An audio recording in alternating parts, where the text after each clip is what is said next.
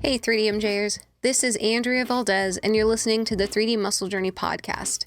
There are two special things about today's episode. Number one, we have head coach Brad Loomis back on the podcast after a really long hiatus due to his jaw being wired shut. If you want to hear how he dropped a barbell on his face and had to adjust his training while healing, you can check out his two-part series about it on our blog. Just go to 3dmusclejourney.com and search for the title Broken But Not Busted to read the whole thing. It was a scary day and a long few months of recovery, but we're so happy to have him back and chatting freely with us again. And number two, we have our team's mental health specialist, Amanda Rizzo, on the show. Of course, her unique skill set is always a delight when we have her on, no matter what. But this one is extra special because her and Brad are in similar boats. Both are on the fence about competing in bodybuilding sometime in the next few years, but neither have actually pulled the trigger and committed. And that's what we're going to talk about in today's show. Brad has a long competitive history in bodybuilding, but this is the longest break he's ever taken from the stage. And Amanda has never competed at all, but has said it's something that she's been wanting to do for quite a few years now. Why haven't they taken the plunge? And what keeps them from doing so? And what would it take to cross that threshold? Luckily, we have another one of our head coaches, Alberto Nunez, on this call to help them examine just that. He is on the opposite side of the spectrum, where he's literally deep into a contest prep phase as we speak.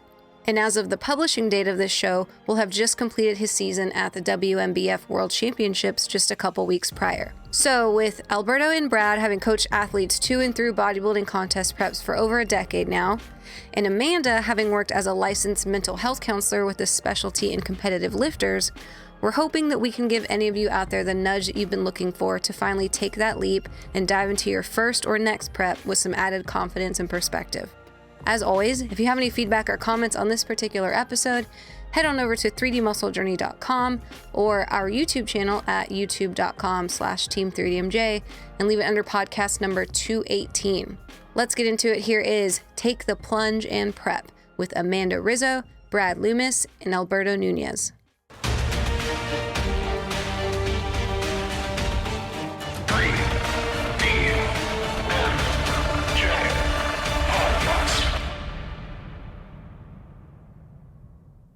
I kind of want to throw this into Amanda's court because I know you've been tinkering with the idea a little bit, right?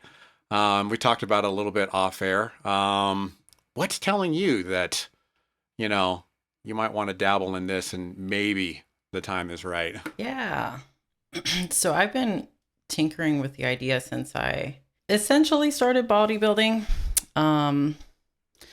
I also considered my history because I do have a history of an eating disorder. I went through severe anorexia for some time and I went to treatment and I had professionals steer me away from just even stepping into the gym in the first place. So the idea was in the back of my mind for a while.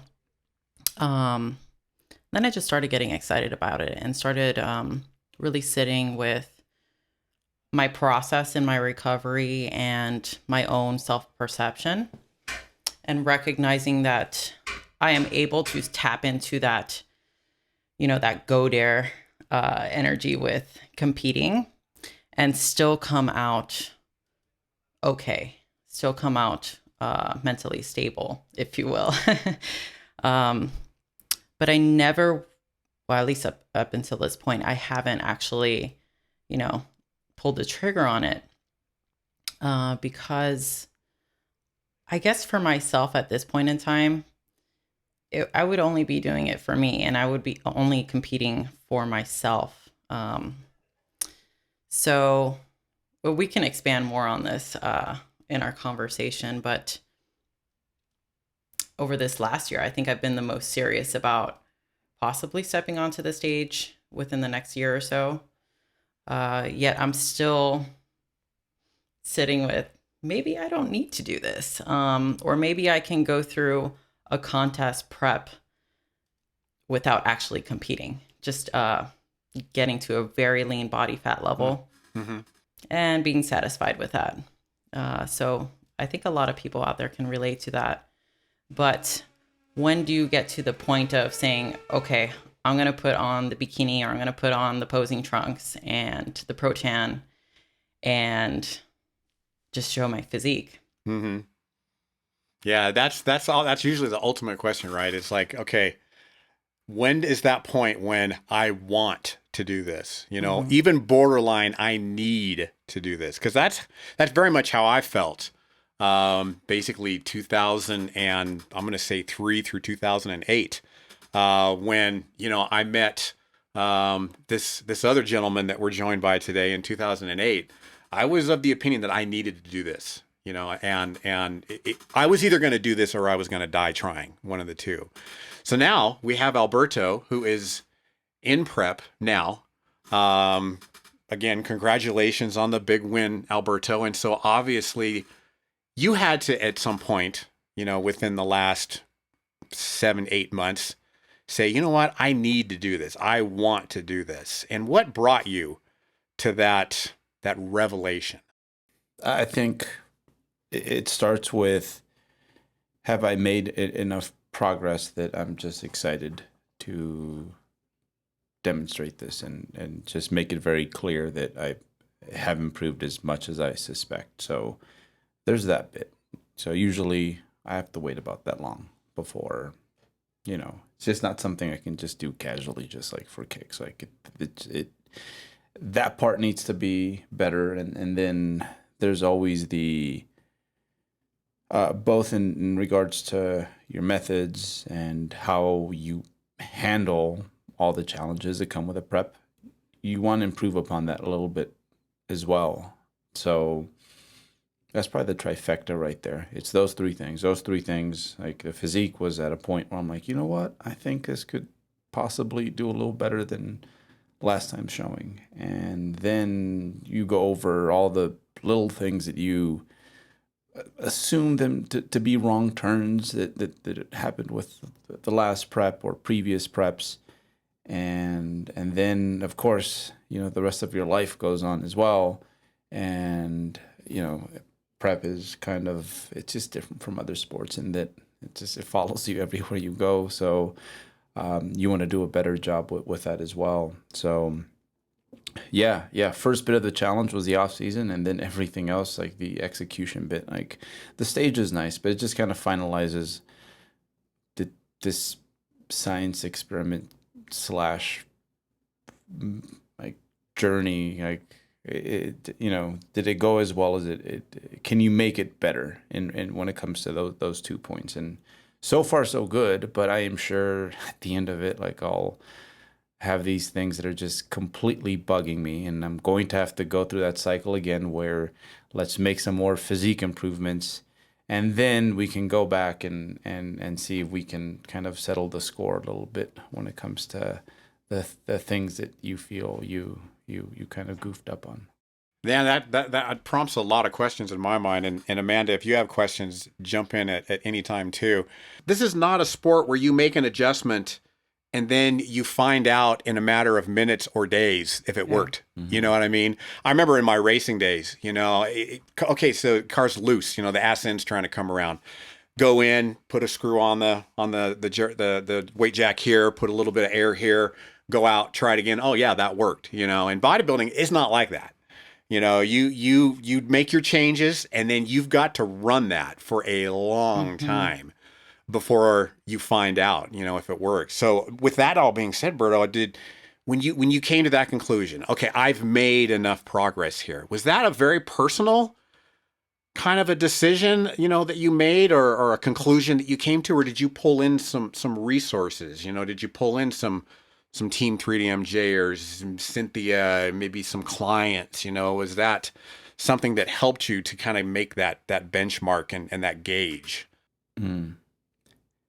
Well, I think it was like Worlds last year when I went there. I was like, you know what? I saw that lightweight class, and I'm like, okay, I kind of know where I kind of place with what I have now. And obviously, lineups fluctuate, they change, right, from year to year. But I'm like, you know what? I'd be happy with like what I project I'd finish with that specific lineup and probably the previous last few lineups. So So yeah, I think it helps that you kind of know what you're aiming for, because the standard, once you are at the pro level, it's like, well, you know what who the guys are, and what they bring. So yeah, like it was quite clear at that point that, okay, like, you need to give this a run. And I just missed it, man. Like, I think to most people on the outside, it kind of seems like a terrible way to spend 6 months, but like, you develop a taste for it. And I think to all athletes, and I think even the athletes that haven't competed, it's like what they want. Like, they want that hard. They want that challenge. They want to see how they would react. They want to see what they would look like. So yeah. I mean, at this point, it was a good decision, and I think for the first time ever, I'm already kind of considering, okay, I'll skip next year and I'll do the year after, just because, like, at a certain point in life, you ain't got much other things to do. I feel like you've really narrowed it down to like what it is that you like, and then it's like, let me really fulfill myself with those things. Like, really, in bodybuilding, to me, it's, I don't know, like, it's competitive bodybuilding has been a positive net impact in my life. So I want more. Alberto, you touch on something there, on how bodybuilders like to challenge themselves. And I think overall, the sport brings on people with a certain energy, certain personality type. I notice a pattern of people really liking pushing the extreme. Mm-hmm. How would someone who has never done it before know that this is an extreme that they can push? Because, I've had clients come to me say, like, going into competition almost ruined their body image, because, once you get to low body fat levels, you can't see yourself any differently, and you want to often maintain that. But it's not actually feasible to continue to progress. So what would you say to someone who has never competed before? Okay, and they're afraid that it could possibly, I guess, be a net negative for them Negative, when it comes or to. not even consider that? Okay.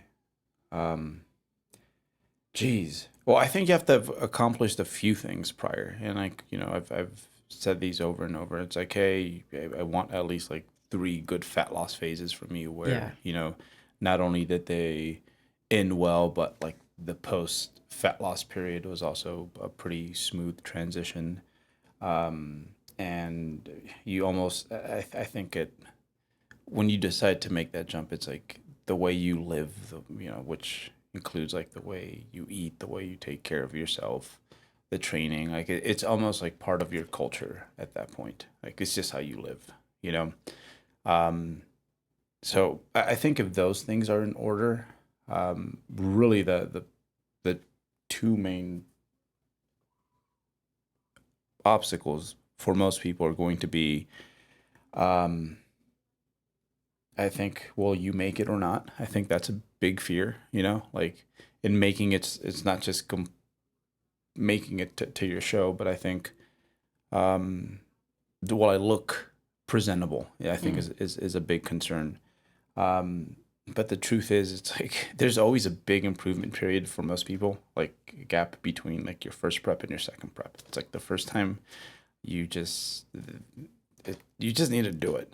I think most of us, like, we go back to our first preps, and like, we don't post those pictures too often, because everyone always feels like this is not a great representation of what I can do, and I know I can do better. So, your first time, it's like, no expectations, just go in there and do it. You're probably guaranteed to be in, I guess, the best shape of your life up until that point. Mm-hmm. Now, something to definitely be mindful of is, like, I guess that physique, like, to me, that's like an outfit that's like only for prep.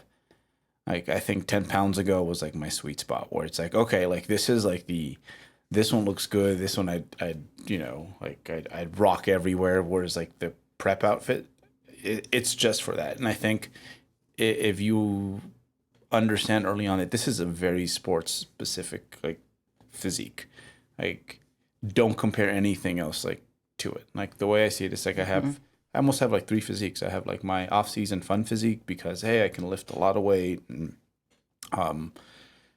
life is a little bit less predictable. Like it's a little bit more fun outside of the gym.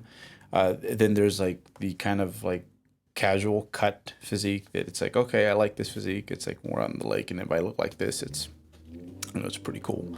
But the contest prep thing is like that's its own thing, and like the sooner you can attach yourself to that reality, like the better off you're going to be when it comes to comparing anything else that happens, like that happened before the prep or might happen like afterwards. So, but yeah, no, your first show is always going to be, it'll get you hooked in a way, like, because you didn't look exactly the way you want to. You're like, okay, I cannot wait to come back and like rectify these things. And quite often, unlike my situations, like, exactly what it is you need to do a little bit better. It's a lot more clear at that point, and that's exciting. That's a good point. Like it could be just a motivating factor to continue doing it. Although we do see people like chronically competing because they want to maintain that physique, as well as just all of the acknowledgement that they get for it, in and outside of social media as well. So that's another component to consider going into prep. Yeah, and you brought up a really good point, Alberto, because that's always one of the things that kind of keeps me from just hanging up my posing trunks and just saying never again. You know what I mean?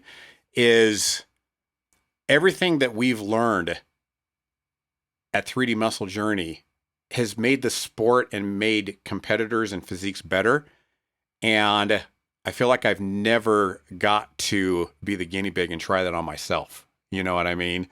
I've never got to like actually ramp up calories and bring up more frequent high days, like 3 weeks, a month, before the show, like get shredded a month out and then bring that food up, kind of where you're at right now, just kind of walking that line that you're not really losing weight, but you're just getting a little bit leaner and a little bit leaner. I've never been able to use those strategies on myself, managing supply and demand. I always just drilled myself into the ground, even in my last prep, when you and I did the Muscle Mayhem in like 2014, I was trying to get leaner and leaner and leaner right up to basically the week of the show, so I've never been able to kind of use these smarter approaches.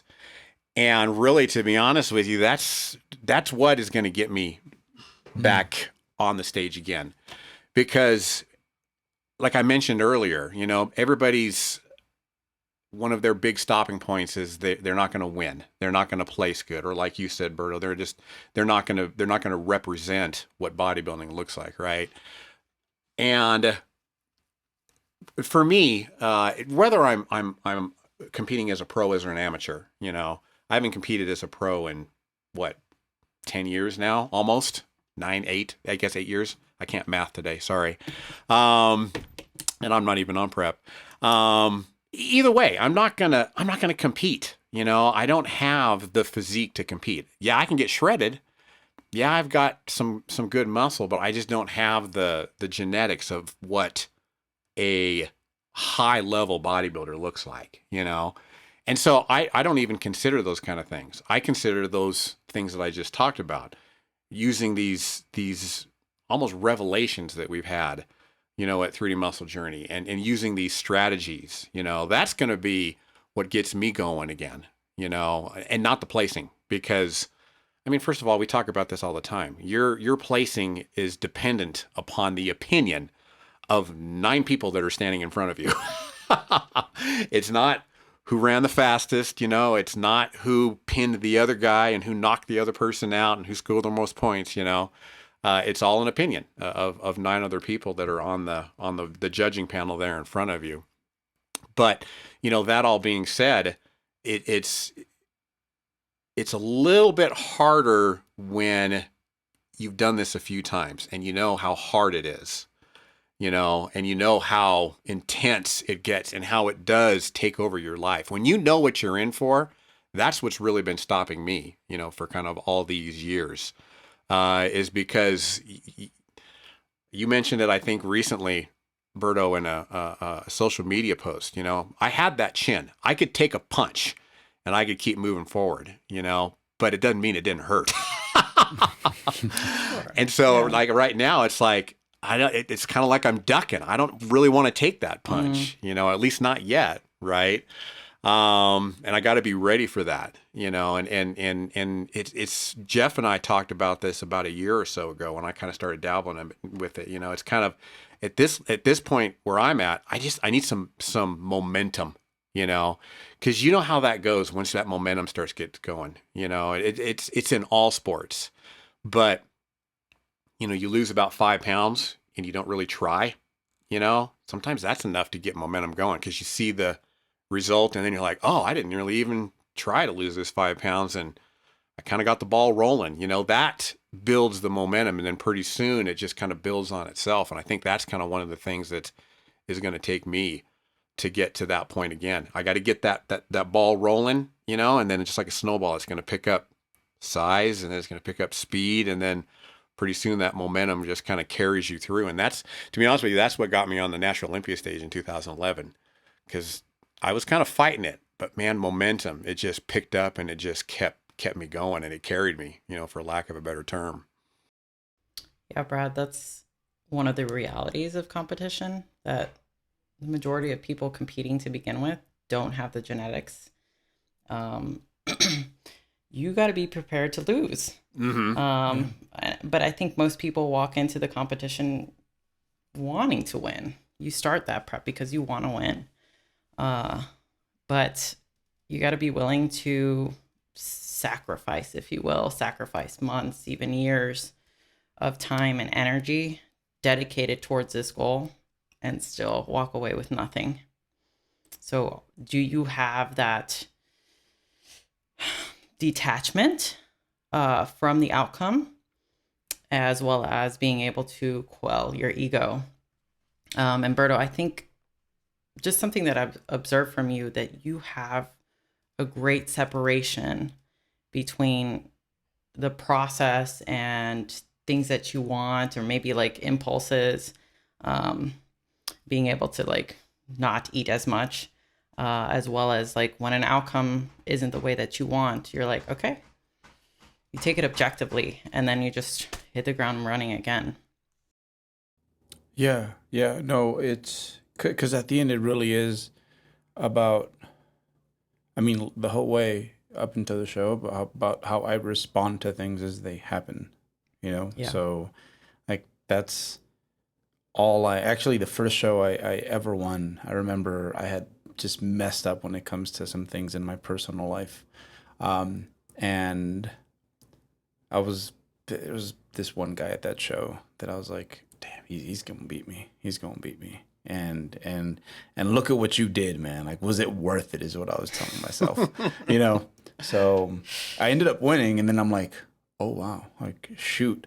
Like, but I went back to that moment, and it just really solidified a few things for me, that it's like, okay, it's like, at the end, you should be your toughest judge, and unlike the judges, like, they see what you see right here, right now, like on that stage. It's like you were there for the whole thing. So you should find other ways to assess success. So yeah, even the last show, kind of the same thing. I had no expectations, but up until that point, like, it could have gone either way, like, anyway.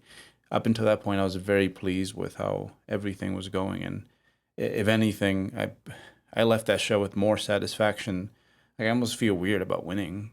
Like, it's almost like a spotlight that I didn't want. It was more like, it's like, man, it's like, this means more to, I think, other guys here than really myself. I was quite content with how I had handled myself up until that point, and still as of right now. So yeah, there's just so many chances for like little victories along the way. And I think that's something for anyone who is, really intimidated by like Judgment Day.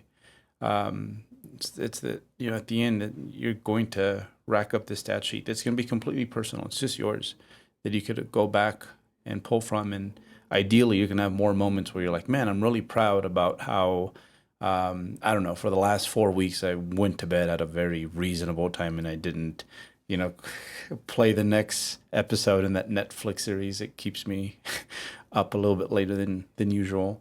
Like those things they should matter just as much as, you know, like, were you the flavor of the day come the day of the show? I loved it. It's funny. I never put two and two together, but I loved your saying you should be your own worst critic, you know? And it prompted in me a memory of my first, you know, probably 5 or 6 competitive seasons, you know. I remember my saying was always, I am my fiercest rival, me, you know. And I remember vividly because back then there was no social media. You didn't know who was showing up to shows. You know, you just knew what you looked like. And you know there was going to be some other people there that, you know, looked pretty damn good too. And I remember my first shows, I had no idea who was showing up. All I knew is I looked damn good, you know. My first show, I got pretty shredded, you know, but as I was doing that whole prep, you know, I'm like, wow, look at these striations and these lines in my delts. I wonder if I can get those in my chest, you know. Then pretty soon you're seeing that in your chest. I'm like, wow, I wonder if I can see those lines in my ass, you know. I was my own motivation. And by the time I was ready to compete, I was like, damn, I look good.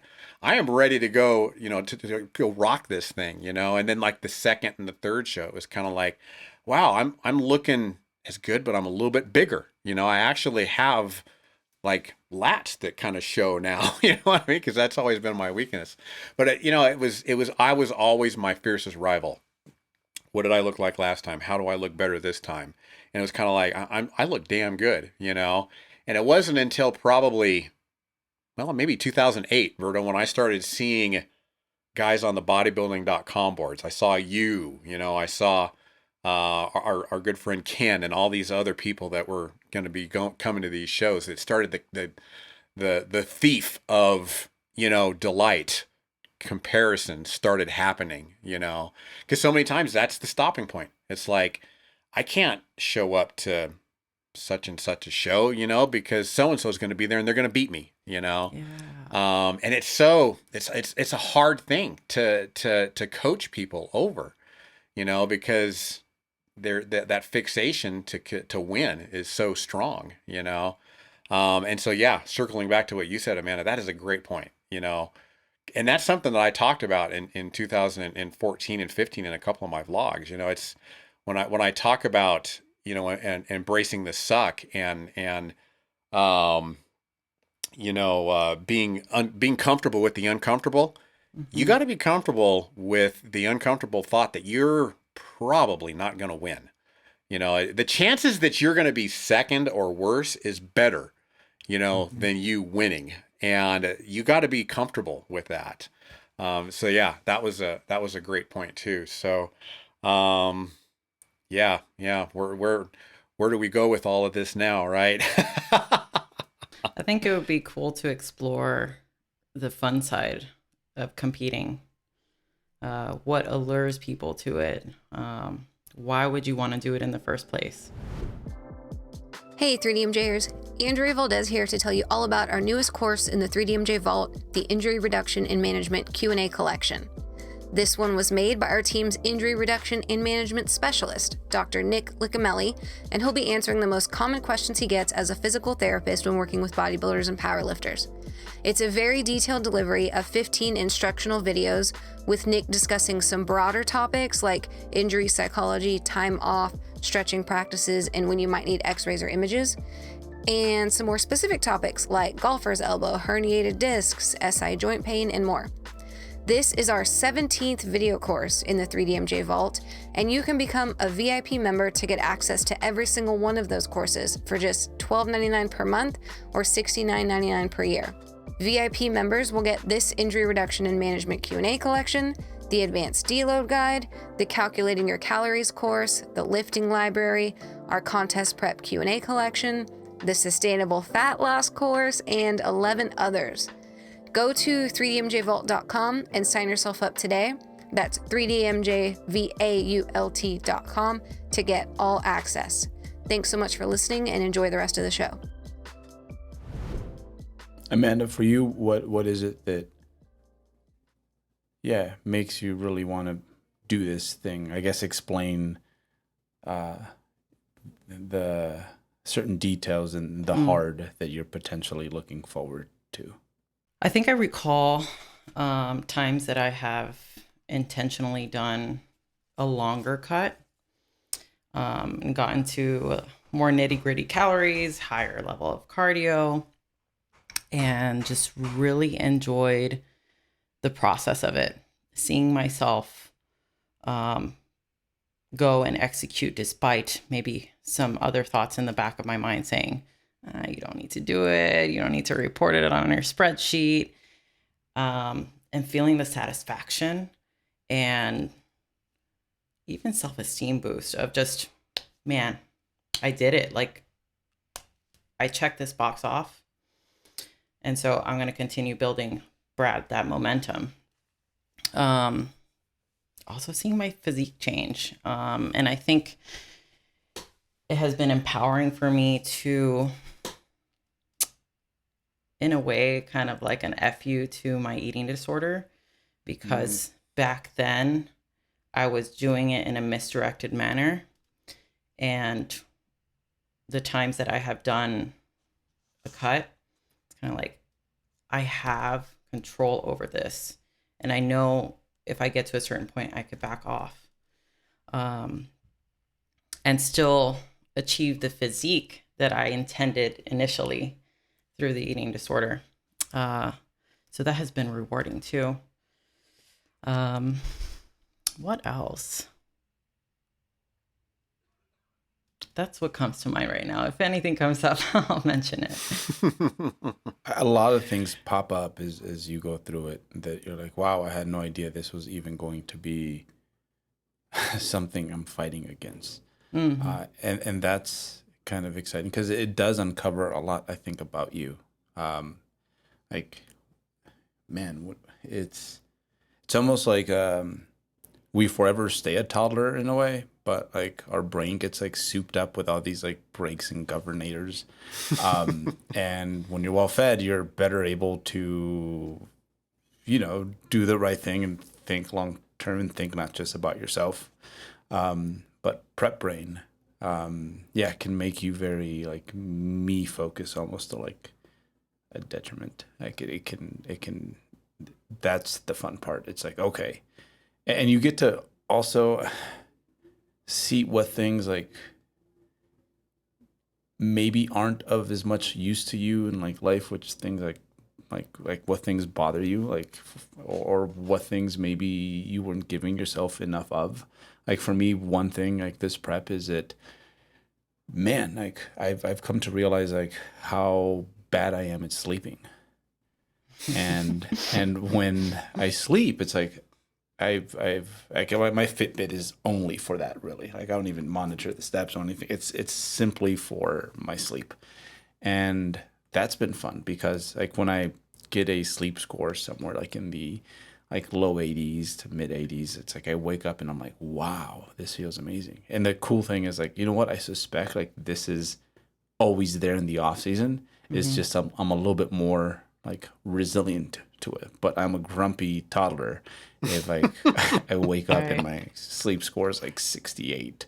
So I need a nap is what that means, like a toddler basically. So yeah, that's the fun part. And I think one of the reasons that it is worth pursuing is like you get to know yourself at your core just a little bit more, and how this person interacts like with like their world, and things just become a whole lot more clear just because of how sensitive you are to just about everything during certain legs of a prep. Yeah, it definitely creates a space where it amplifies a lot of things, a lot of emotions, especially. I think irritability is one of them. Yeah. So you have to just heighten your awareness, check yourself more, communicate more effectively. communicate to others, whether it's boundaries or intentions, or clarifying things. So that really brings it up to the forefront when you're on prep brain. And those are the fun parts that like people skip out on. They just go straight to like, okay, I want that outcome, I want that physique. And it's like, no, there's so many other things you can potentially uncover about yourself, because trust me, like they're there all the time. Like like shoot like I guess for the pure meatheads out there, it's like when it comes to like, for example, like your training, like one way to figure out like what is junk volume is to like run a prep, and then you'll see by the end of it like what parts of like your training are like definitely like like hypertrophy is like it's an inverse U, right? And it's like it just becomes an inverse V like when you're prepping, as does like all of other life stresses as well. So like it's pretty neat in that regard. Like when it comes to your training, it's like, okay, like that's where my back pain's coming from. Now it's very clear. Like that sort of stuff is fun to figure out. Yeah, for me, it's brought up. I don't stretch enough. I don't stretch enough. I don't do enough recovery, rehab work. Yeah, and that's kind of one of the things that I'm kind of looking forward to, is kind of, I guess, basing performance less on numbers, you know what I mean, and strength and progression, and things like that. Because getting back to those strategies that I've never got to kind of run on myself, managing supply and demand, I've never done that before. To me, it was just, you try to progress in a linear fashion, and then eventually, it's going to top out, and then you just try to hold on to that as long as you can, let volume dwindle. I've never really gone the other direction, and say, what, let's just sacrifice load here. Let's, like you said, Berto, let's get rid of the junk volume here, where you're at RPE 11, somebody's helping you, or you're using so much momentum that you're not even really using the muscles that you're trying to train, just kind of base performance less on numbers, and just kind of more so on getting good quality sets and effort in, and just kind of build that in a way. And base, your training kind of more so on that. That's one of the things that I'm kind of looking forward to. And I mean, I'll admit, I've ever since I broke my jaw, I've gotten away from powerlifting and gotten away from the numbers and kind of doing more bodybuilding. And it's been a very nice, refreshing change.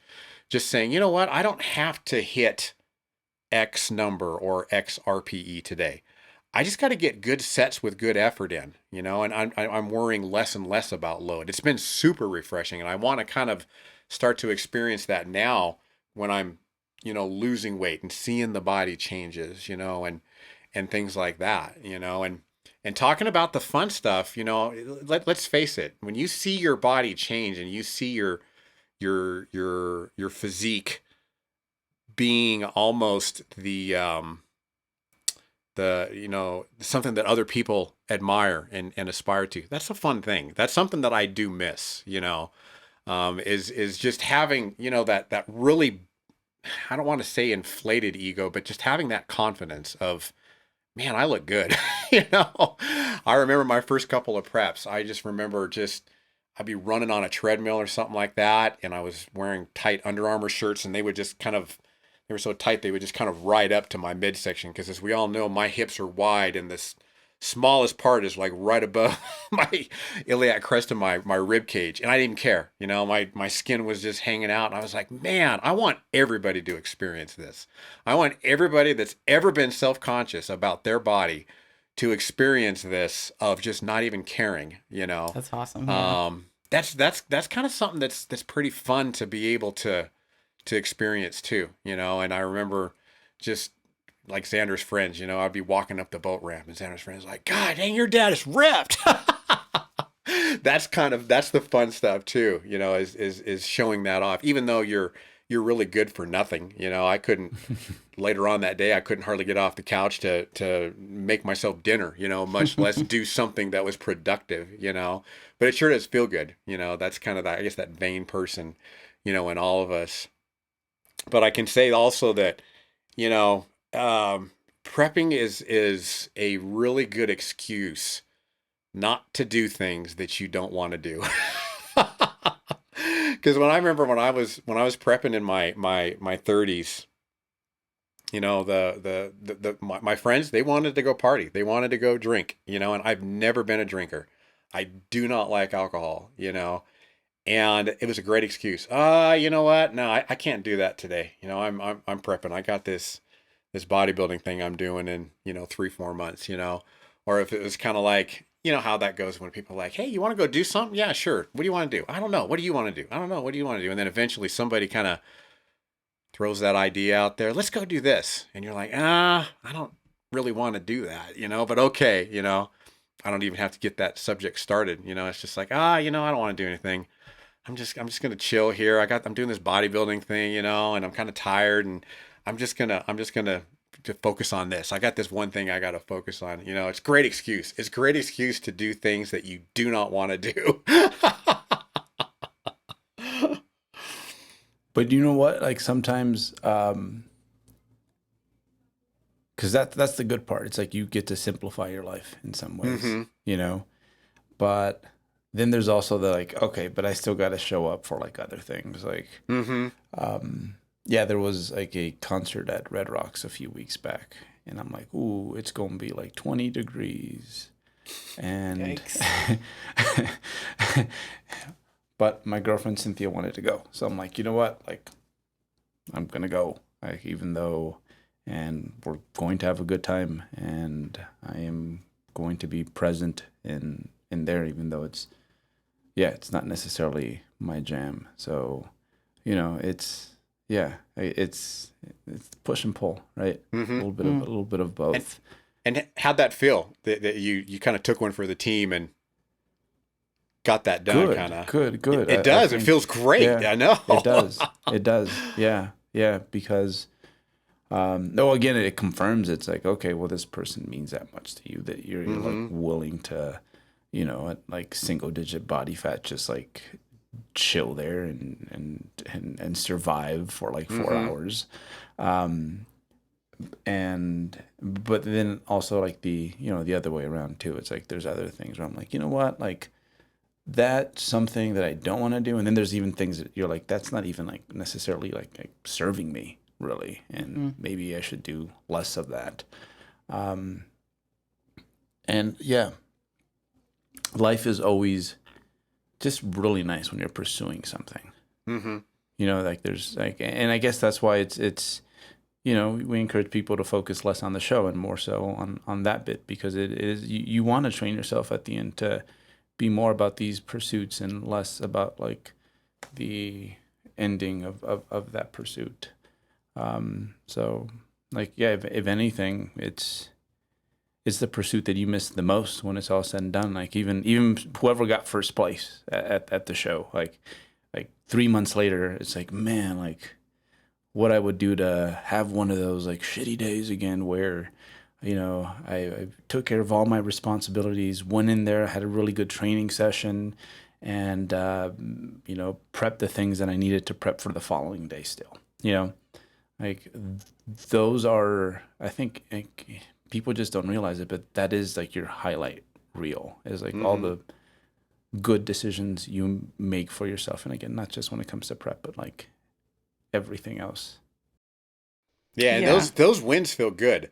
Then that's kind of why I wanted to ask you that, you know, how did that feel? Because I remember lots of wins that really stick out in preps. You know, and one of them I remember I was on like 11th low day, and I was here in the house, and I was like lightheaded, and I was shredded. You know, I don't even know what I was, but I was shredded, and the neighbor across the street needed help moving this big old China hutch, you know, out of his house and into this moving van. And I was just like, oh man, I do not want to do this. But I could just tell this guy was not going to get this thing out of his house, much less into the back of his truck, you know.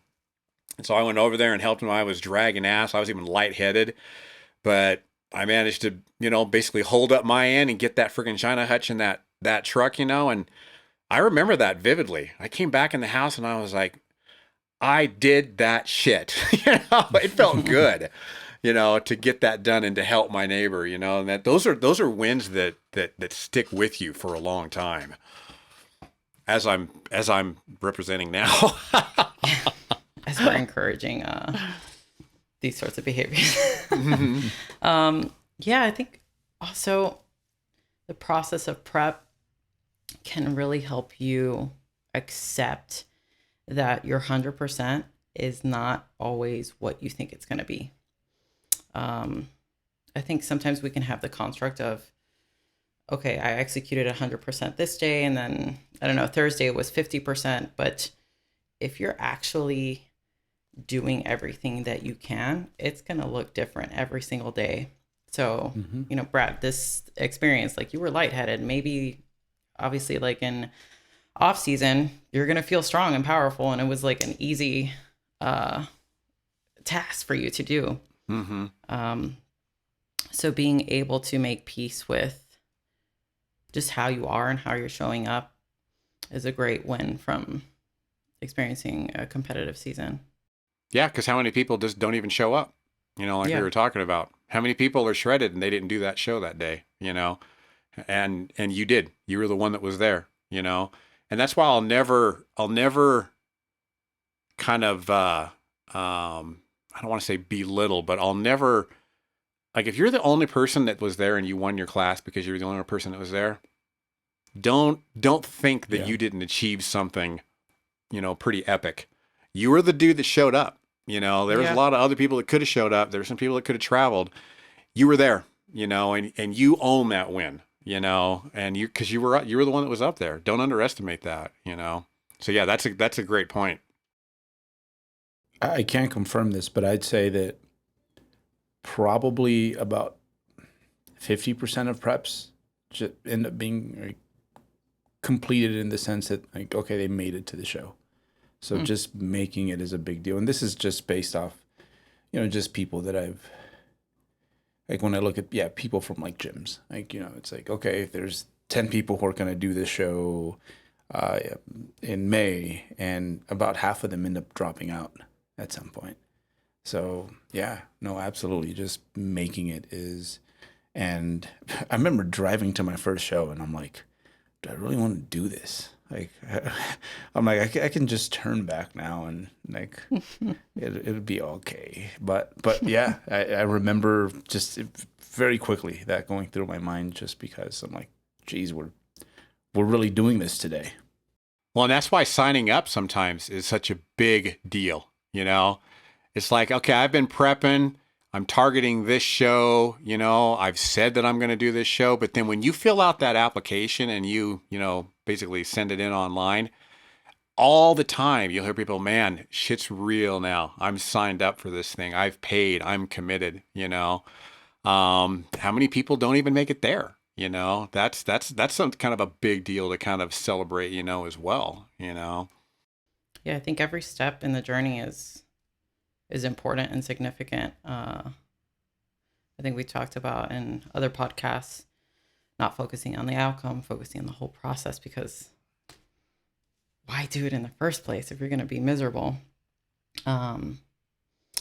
As well as really clarifying your why. Why are you doing it? Because that's really what's going to be the driving point for you. Because motivation is going to wave. It's going to waver the whole time. But really focus and hone in on your why. I think it's a big deal that I guess you have. I don't know if you've said this publicly yet, Amanda. That you want to compete, because you told me in private, but you know, kind of put it out there. Like that in itself is kind of like the informal entry form. You know, it is, yeah. Right. So that's and then seeing other people's reaction. So that's it's a huge step. It really is, and there is a huge subset of like gym rats, like at the gym that I go to. That I'm like, you just got to do it. You just got to do it, because it's like I see this with the powerlifters all the time, like where they're a good candidate, but they're like, when I can deadlift 600 pounds, I'm going to do it. You know, and sometimes that day like never comes. You know, it's like, man, you missed out on a bunch of fun adventures. You know, a bunch of great experiences where, you know, you could have simultaneously, you know, like pushed what you do with this hobby to a different level, but also learned a whole lot about yourself. So it's funny because like I feel that, and I almost pride myself on it, that most people who come to me about, inquiring about a contest prep, it's like, I'm going to have to like really reconfigure the timeline. Like there's just a lot of things that I want us to take care of before we jump on that. So it's almost like I pride myself on like telling people no, but there's also a nice group of people that it's like, no, it's like, just do it. Just like do it. The fact that it freaks you out is like more reason to just do it. Yeah. Because at that point, you're just getting in your own way. Yeah. Yeah. There's, because, yeah, they'll tell you there's no solid reason really as to like why they don't want to commit to something like that other than, yeah, just, it's scary. Mm-hmm. It's the unknown. It's what we're projecting into the unknown. Yeah. Yeah. I mean, for Brad, I mean, it's like, there's a little unknown too, right? Because it's been so long, even though you've been competing longer than I have. Like I can totally see myself being in your shoes, like, because my layoff was quite big because of like lockdown and all that. What I could only imagine for you, dude, where it's like, okay, like maybe I don't even remember how much it sucked when it sucked, and what am I going to look like now, right? Like, there's a bunch of mysteries, right? Yeah, because that is the thing that a lot of times will stop people, even people that want to do it. Is just the unknown. They know that we tell people all the time it's going to suck. There's going to be points when it sucks. Okay, I'm good with that. I'm still ready to do it. But what if I don't like what I look like? What if I don't look good? What if I don't place? What if I shoot, some people will be like, what if I don't represent Team 3D Muscle Journey like is kind of the standard, I guess you might say. And I remember very vividly Eric and I having a conversation about fear, that I grapple with it all the time. And this is something that I kind of have to come to grips with. And fear is really kind of one of those things where it's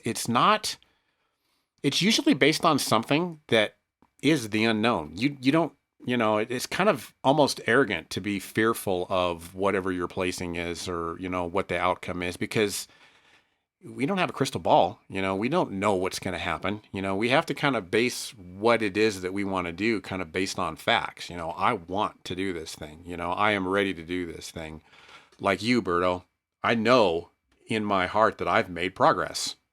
You want to kind of base your decisions on less on fearful things, since they're kind of based on the unknown and kind of like almost not real things, and more so on what it is that you looked at that lineup and you're like, heck, I could place here now, not even knowing really what I look like, since I haven't been shredded since 2017 or 18 or whatever it was, but yeah, just kind of fears are just kind of those things that they're not based on real things. You want to really base on the real things that are, I guess it's a very overused term right now that's not been neglected, but on the facts, right? And not, on those things. Cause like, I don't know what I'm going to look like, but I do know that I'm going to enjoy those little wins, where I didn't even feel like going and making dinner, but I went on my hike, and I still traveled to go see the kid play football, even though I didn't really necessarily feel like doing it, but I did that, and I'm going to enjoy, okay, maybe I don't look as good as I did when I was 41, or whatever it was when I last competed, but I still look damn good, and just kind of enjoy those wins, because those are the things that you're going to miss out on. Wow, I've really, did I drop a mic there or something? So. But yeah, where do we want to go with this? I mean, we've talked about kind of the bad, right? And the scary parts, and we talked about the good parts, but yeah, I think what's the takeaways? We've got kind of like somebody that is in prep and made that decision. We got somebody that's kind of a first timer that, wants to do it. And then there's somebody like me that's, kind of on the fence, but still, at least now has progressed to the point of I'm hanging these trunks up. I'm never doing it again. I'm a little bit beyond that, right? Where do we want to go with it from there? Well, I think we've discussed or reframed some of the scary parts into like, actually, no, it's like what you make of them. They're opportunities. But even, I guess, the worst legs of it, the hardest parts, it's not like it happens like from day one.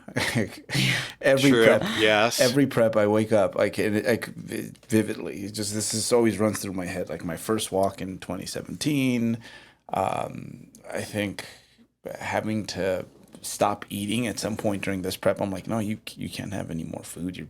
You've had enough.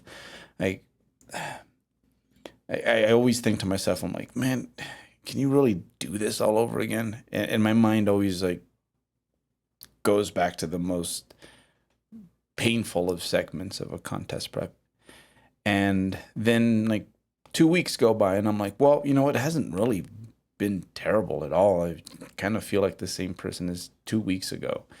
And before you know it, like, okay, now you're deep into it and you're doing a few more things, monitoring a few more things than you were before. Yeah, things have changed, but it's been a slow transition to the point that, you just haven't noticed. And even now where, yeah, the last 3 weeks were quite an adventure for sure. They were so automated, they just got done.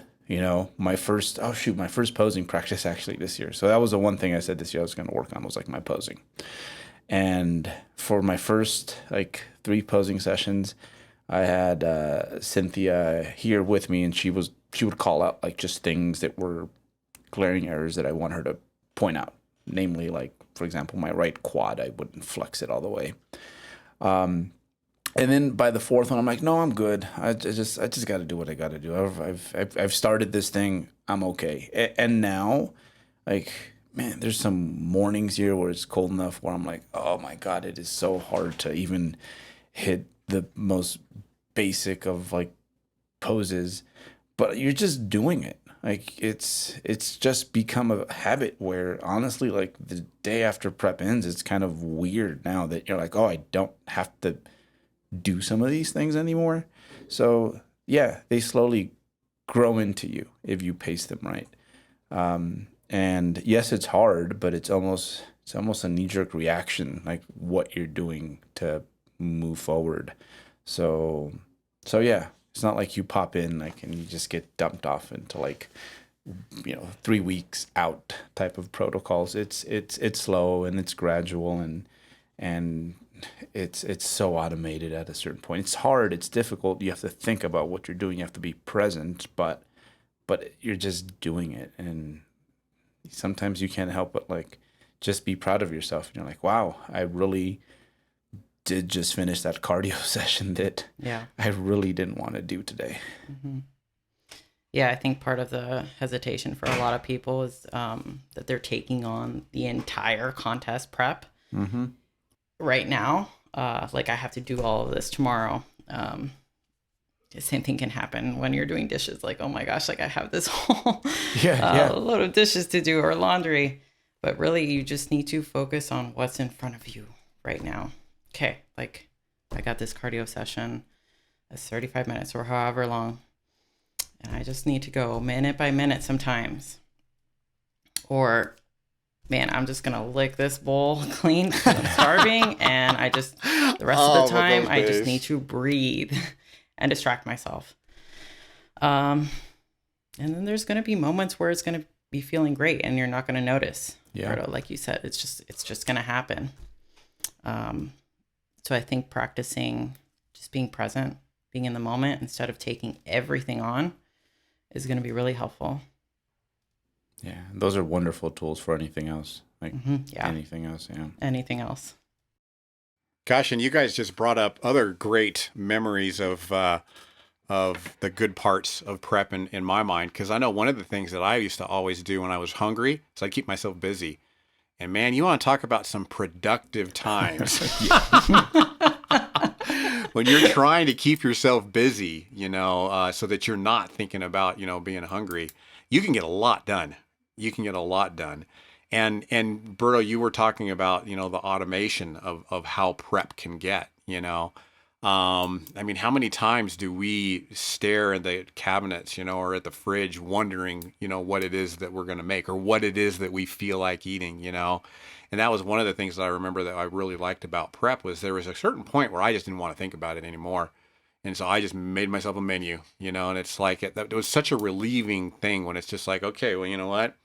It's time for, pumpkin Cool Whip and protein powder. And you just go in there and you whip it up and you eat it. You don't have to think about, all the thought process that has to go into, what it is that you're going to eat. Those are kind of those other things that I remember that were, that were really good. Because you come to that point, at first it's kind of fun and challenging to see like what kind of foods you can make fit into your macros. Well, I got to do like Eric. I remember one time he had like 14 egg whites, a hard-boiled egg, and 2 scrambled eggs because he only had like fat and carbs left, and he got like a sliver or like a piece of crust of bread, and that was what fit in his macros. That's kind of fun, at some point, but then eventually you just want to get away from that, and you just don't want to think about it. You just want to kind of, like you said, be automated. And those are kind of all those phases that happen in prep. Amanda, are you ready to prep? Soon. Yeah, have you thought about a timeline with a little bit more detail? Been thinking within the next year or two. Yeah. Have been telling myself I want to get into figure and I want to wait until like I have enough muscle mass, but I think just starting out bikini, just do it, rip the Band-Aid, and take the feedback from the entire process and apply it to something that I really want to do, which is eventually figure. Mm-hmm. And I like how open-ended that is. I think like 1 to 2 years sounds kind of ambiguous to some people, but you have to remember that like prep is probably going to be about 6 months or so, right? 6 to a year. Yeah. So it's actually quite sensible given that you're going to have to pick a spot that just makes sense when it comes to, other things in life as well. Yeah, I want to have a solid, long building phase. Yeah, and then there's that too, yeah. And for me, it's like you were talked about, Bert. I've kind of got like one fat loss phase that was good, accomplished, but at the same time, my jaw was wired shut, so it was pretty easy to make that happen, Just that minor detail. So I would like to get at least one more good one in, call it my prep positioning diet, call it my second successful fat loss phase before, I start the prep. But yeah, I'm going to kind of leave it open-ended as well, and I'm just going to, I got that first one done. I'm kind of in that middle maintenance phase where I feel like I'm making some progress with my physique now that I'm doing bodybuilding type, training again. But yeah, I think I'm going to get at least one more good, kind of a second fat loss phase, and then we'll just kind of see where that lines up. Cause I like doing that with my clients too, when we're kind of mapping out the whole 2-year plan. This fat loss phase right here, it might work for our prep positioning, phase. If we get you down about 12% above stage weight, we'll just call it right then, it's diet break. Let's start prep in about 2-3 months, or, it might not be that way. It might just be our second successful fat loss phase, and then we just kind of grow for a little bit and then do that prepositioning phase down the road. But what I do know is that when momentum starts building, take advantage of it. And if you're doing that, if I'm doing that successful fat loss phase and it starts building momentum, you know what I mean? I'm going to be like, okay, you know what? It's time to go. Well, Brad, I mean, some of my favorite, I think I have more good memories with you prepping than like with like any of the other guys. Like, That's awesome. Yeah, because we had 2008, or we competed against each other, and we both got our pro cards that year. And then 2011 was a ball. I remember, you eating all my snacks after the Kansas City show. Kansas City show, yeah. I didn't even get to touch my snacks. But yeah. So the what was it? The fire alarm sounding at 3 a.m. the day before the show for like 40 minutes. Yeah. So Well, and even Even 2014, you know, when we remember the WNBF came back to the Muscle Mayhem. That was the first year that came back to the Muscle Mayhem. And, you know, I stayed with you at the house there in Sacramento, you know, and I would just remember walking around going, good God, he's as lean as I've ever seen him.